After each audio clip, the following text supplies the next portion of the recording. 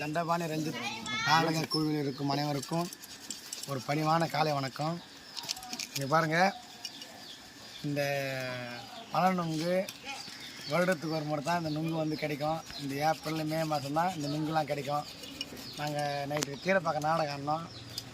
எங்கள் ரசிகர்கள் சின்ன பசங்களாம் சேர்ந்து எனக்காக காலையில் இந்த பனங்காய் நுங்கு எடுத்து தந்தாங்க. இவங்க அஜர் சாப்பிட்டு நுங்கு சாப்பிட்றாங்க.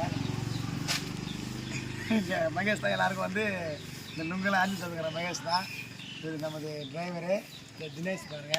அதில் எது இல்லை நட முடிஞ்சுங்கிறாதா எது எல்லாம் சாப்பிட்டு நுங்கு சாப்பிட்டுங்கிறோம்.